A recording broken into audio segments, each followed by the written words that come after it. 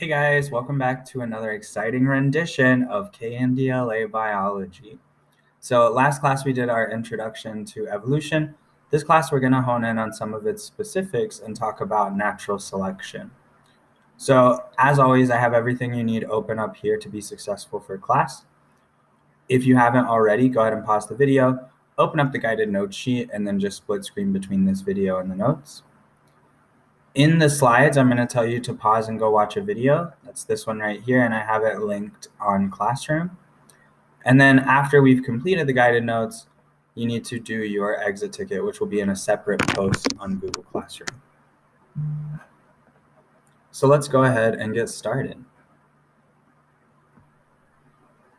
So we have a quick catalyst for you. You don't have to write this one down. There's no space for it in the notes. But go ahead and pause the video and think about these two questions.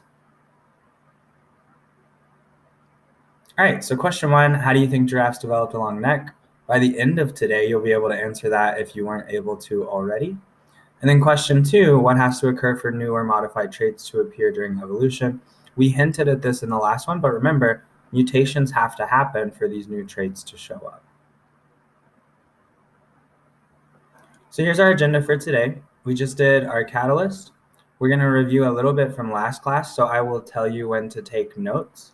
Don't stress if you're like, oh, these notes don't match what he's saying, because I'll say, here's where you should start your notes. And then we'll do our notes on natural selection, and you'll do your exit ticket to finish up. So our learning targets, you guys are going to be able to identify the 4 principles of natural selection and explain Charles Darwin's work in evolutionary biology. So remember, he's considered kind of the father of evolution.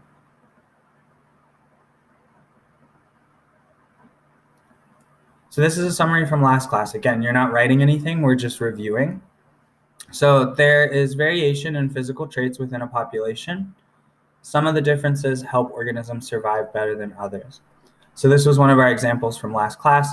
If they all need to eat this tree, the giraffe will survive much better with a longer neck than this rabbit will, and giraffes with longer necks will pass on their genes more frequently. So remember, the variation is just the difference, but if it helps an organism survive, then it's called an adaptation.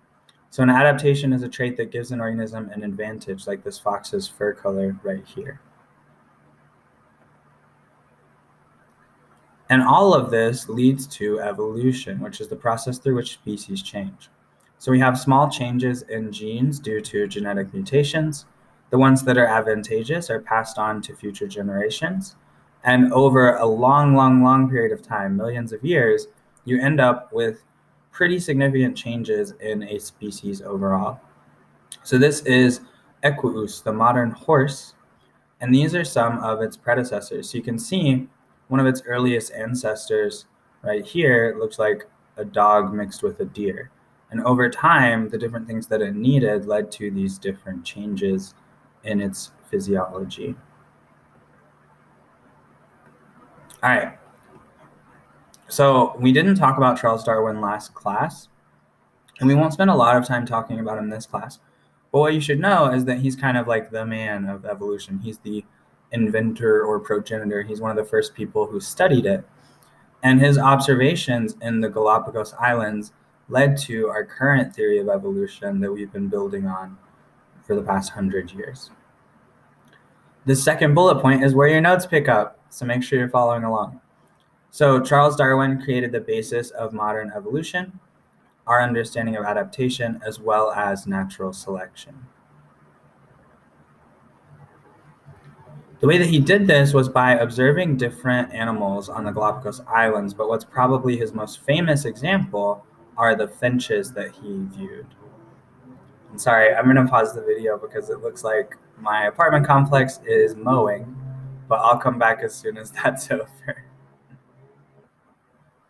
All right, let's get back into it. Sorry about that, guys.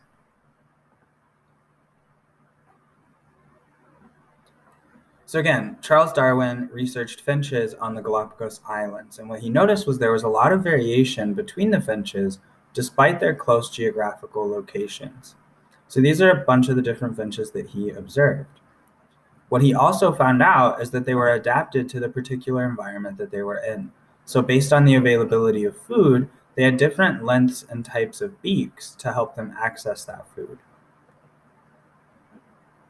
His research led him to our idea of natural selection. So the big question was, if evolution is a change over time, how do organisms change over time? And our answer to this question is what we're talking about today, the process of natural selection. So it tells us how things evolve. I want you to go ahead and pause the video here and go check out this video from PBS that talks about how evolution works. When you come back, we'll get into the notes.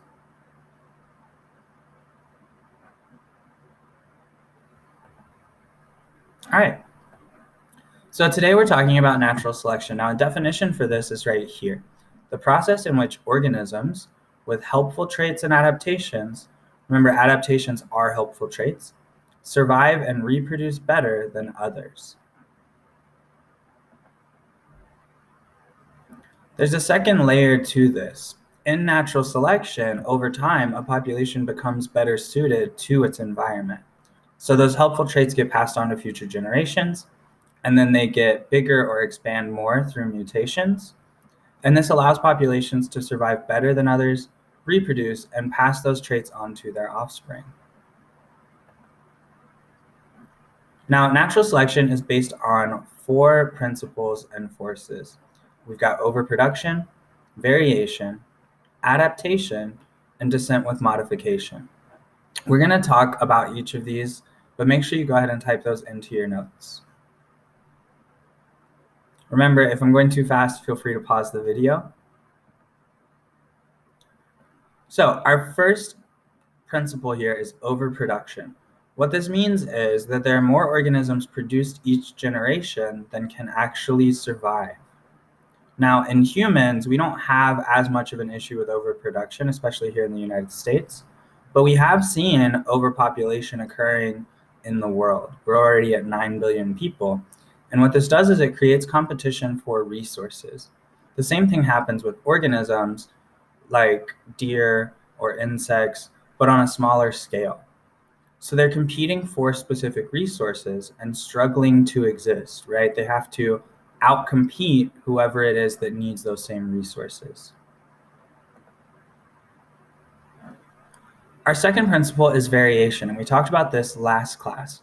But remember, organisms of a species have different genes which lead to different physical traits. An example that we've talked about extensively is eye color. So these can either be passed on by a parent or caused by a mutation. So we can have a new trait appear, or we can inherit the traits that our parents give us. This wide range of traits puts some individuals at an advantage to survive. So if we're thinking about eye color specifically, people with lighter eyes have trouble processing large amounts of light.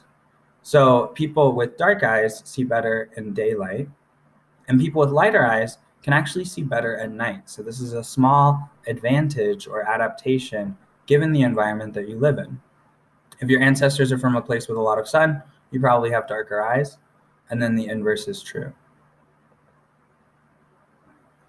Remember, variations in a population are not necessarily advantageous based on just being different. So there are a lot of different phenotypes. We can think about skin color, hair color, eye color. We can think about flower color. We can think about the shell size and type for different like hermit crabs, right? Each of these is a difference, but it's only a difference. It doesn't make a difference in how they survive. If it does, then it's an adaptation. We talked about this one last class as well. So some individuals have variations that allow them to survive better than others for their particular environment, and that's the key part here. This is that concept of survival of the fittest. So if we look at these two here, we want to know what adaptations they have that will help them survive and reproduce. If you think it's the bunny here, you could be right? It has fur that matches its environment, which makes it harder for predators to find it. If you think it's this walrus, you could also be right. The walrus has really thick blubber, which helps it survive super cold temperatures. Sometimes differences cause our deaths. So if individuals have helpful adaptations, they are selected to live longer and produce more offspring. The ones with variations that are not helpful usually end up being killed before they're able to reproduce. So if this mouse were white, he would have a much better time surviving in this environment. And then our final step here is descent with modification. So the best adaptations are passed down over time. And eventually, only the best ones are present in the population. So when we get to the second part here, where only the best adaptations are present, that's called descent with modification.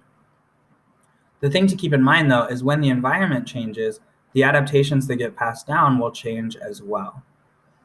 One example of this, and we'll talk about it when we get to homologous structures, you can see in humans, lions, seals, eagles, we all have the same bones in our arms. But if you think about an eagle's bones, they're shaped differently to help them fly, and they're also mostly hollow and spongy. So this change in the structure of the bones is descent with modification. Every bird has spongy bones which allow them to fly.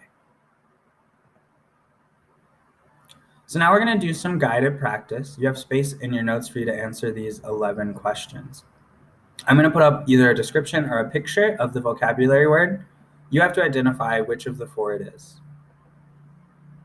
So, the process in which organisms with helpful traits and adaptations survive and reproduce better than others. Go ahead and pause, and then I'll go over the answer, and we'll do that with every question. So the process in which organisms with helpful traits and adaptations survive and reproduce better than others is natural selection. That's what we're talking about today in class.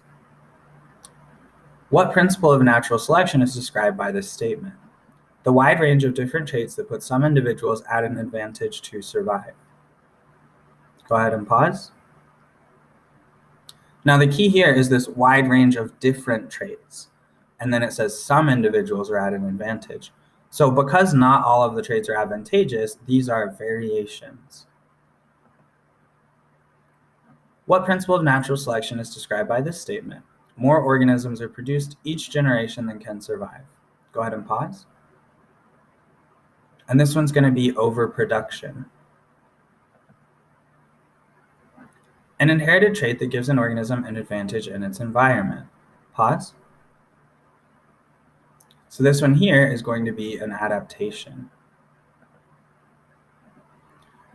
After migrating to the coldest part of the world, a monkey developed really thick hair to keep itself warm. What principle would this be? So for this one, you might have said adaptation or you might have said descent with modification. Either could be inferred to be correct, right? We see that the monkey developed really thick fur. That happens over time. And if it was passed down through generations and it's now the only trait present or one of the only traits present, it's descent with modification. But if it's just one of the traits that develops that's helpful, then it's an adaptation. The fittest lion will survive because it will be able to adapt the best to its environment and succeed better than the other lions. So this one's pretty easy. It says adapt right here. This is going to be an adaptation. This is an example of what principle of natural selection. A population of tigers reproduces to make more offspring than the jungle's resources can handle. This creates competition. Go ahead and pause. This one would be overproduction as well. Darwin observed that finches in the Galapagos Islands had over 13 different beak shapes that helped it adapt to the different food source. Go ahead and pause. So here we're seeing 13 different beak shapes. Those are going to be variations, right? If you said adaptation, that might have worked since it says it helps them adapt to their food sources. All right, which principle is represented in this image? Is it adaptation, overpopulation, descent with modification, or variation? Go ahead and pause. All right, from this, you probably inferred it's overproduction, right? We have tons of penguins here and they're competing for the same resources.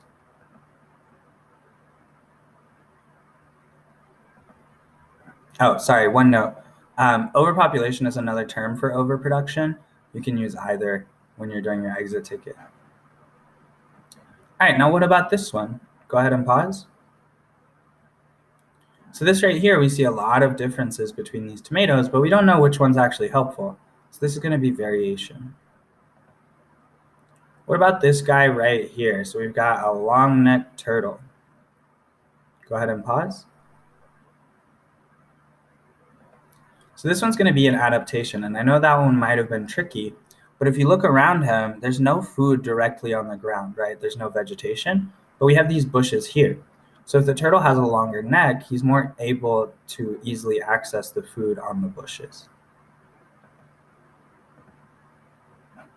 All right, so your notes pause here, but we're just reviewing what we've talked about so far. Natural selection is the process by which individuals that inherit beneficial traits produce more offspring. The traits get passed on to offspring. So if we think about the fish example from last class's catalyst, Romeo was the one who was more likely to reproduce, which made him the one that was naturally selected for it. We call it natural selection because nature is selecting or choosing the best traits. And it tells us how evolution works, how we see these gigantic differences in organisms over millions of years. Remember, natural selection can only act on traits that already exist. So to end up with new traits, we have to have mutations occurring. So remember last class we talked about it, mutations are the engine behind evolution and natural selection. Remember, variations are just heritable differences, which means you get them from your parents. They can also be called phenotypic variations. They fall into two categories. These are the differences in physical traits. So think of some examples of difference in physical traits. Now, you could have thought of anything, but I have a few examples here from what we've been discussing, right? So the length of a bird's beak, the color of something's fur, like this fox here, the size of the body and neck on an organism, those are all phenotypic variations. And then we have something called genotypic variations. These are differences in the DNA. So think of some examples of difference in DNA.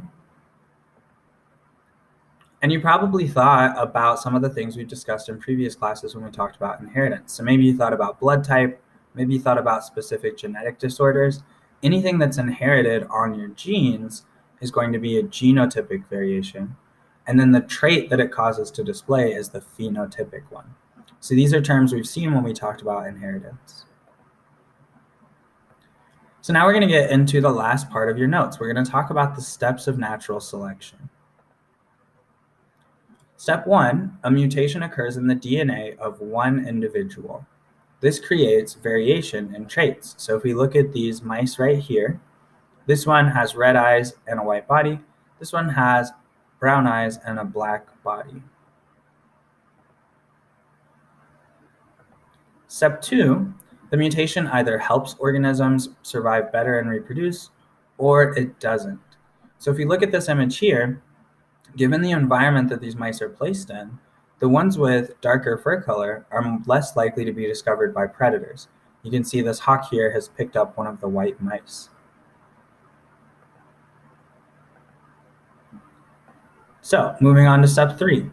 If the mutation is beneficial, it gets passed on to the next generation during reproduction.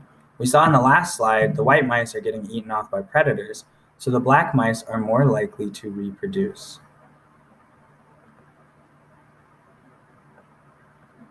We can see that in the image here as well. We've got one mouse left that's white, and this is just representing percentage of population, so you can imagine like 20% are now white. Eventually, that beneficial trait becomes common in the whole population.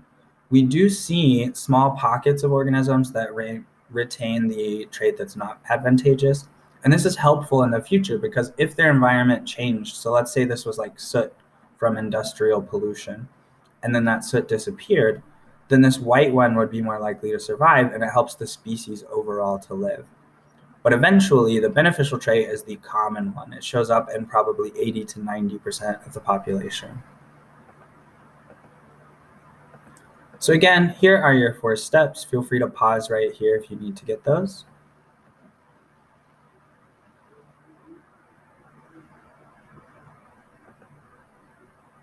And now let's get into the exit ticket. So this is on Classroom in a separate post. It's called Biology Exit Ticket 7.2. You'll submit your notes and your exit ticket to get credit for this class. And as always, feel free to shoot me an email, a private comment on Classroom, or come to office hours. Thanks, guys, and I'll see you next week.